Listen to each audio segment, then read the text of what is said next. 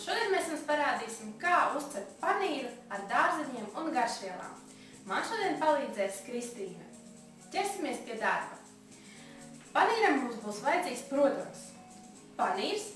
Panīra recepti jūs varat redzēt arī mūsu citos mācību materiālos. Mums vajadzīgi būs 5 tomāti, 1 pipars, vienalga sarkanais, zaļais vai dzeltenais. Šodien mums ir sarkanais. Un garšvielas. Garšvielas ir diezgan daudz. Būs vajadzīga kurkuma, apmēram pus ēdamkarote.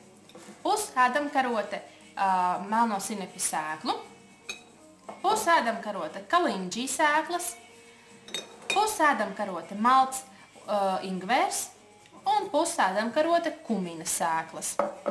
Arī nedaudz asafetīda un pavisam nedaudz sarkanā čilī pulvere. Un sāksim mēs ar tomātu blanšēšanu, jo tomātus mēs lietosim bez mīzes. Kas tam ir nepieciešams? Ir jāņem tomāts, izgriežam tomātam kātiņu un iegriežam krustiņu.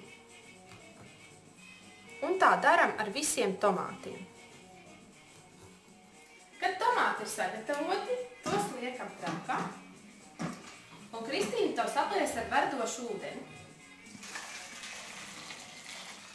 Maziņš brītiņš ir pagājis un ņemam ārā tomātus no ūdens un uzmanīgi, jo tie ir karsti, varam tos jau mizot.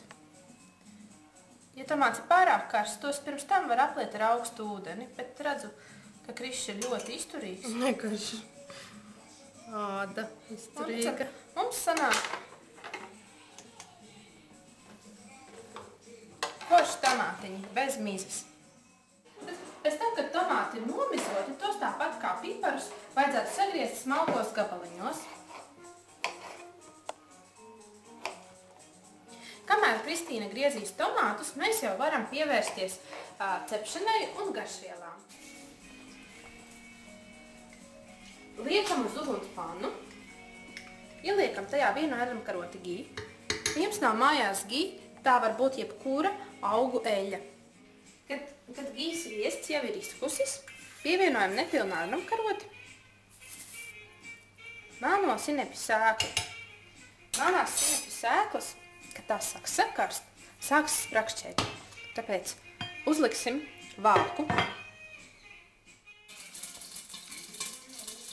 Dzirdat? Sēkliņas sprakšķi. Mēs tagad pagaidīsim, kamēr tā sprakšķēšana samazināsies, un tad liksim pārējās garšvielas. Kad sprakšķēšana jau ir pavisam samazinājusies, varam vāku vaļā un pievaram klāt kalinģī sēklas un kumina sēklas un apmaisam.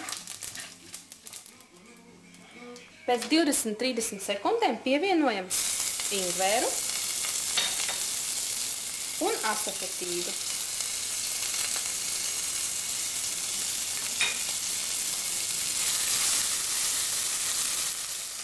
Pievaram kurkumu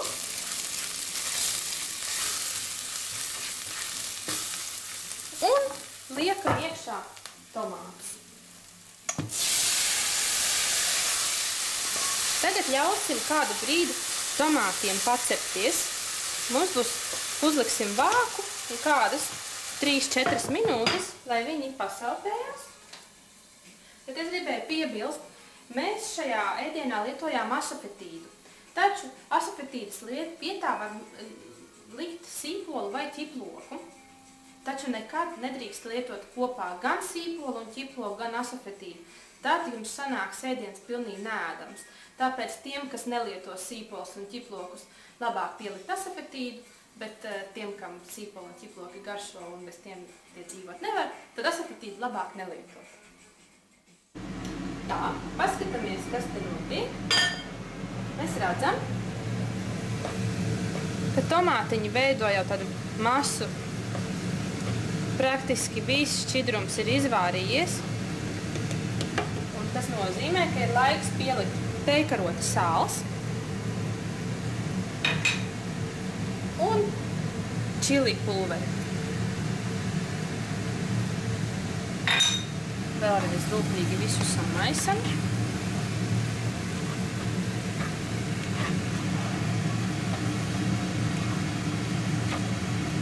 Un liekam klāt panīru.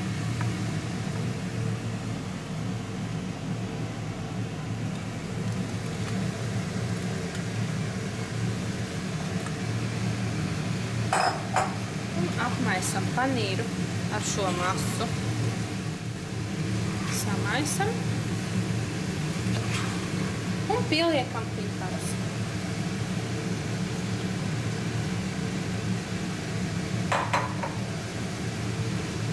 Atkal samaisam.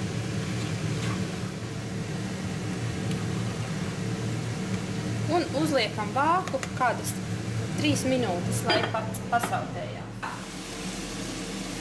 Pēc kāda 5 minūtes cepšanās,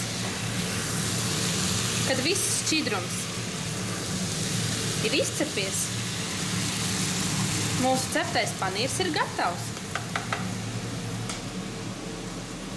Mēs izrotājam ar zaļumiņiem, ar pildītēm.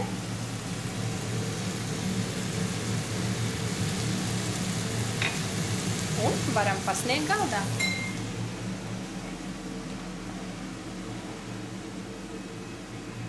Labu apetīti!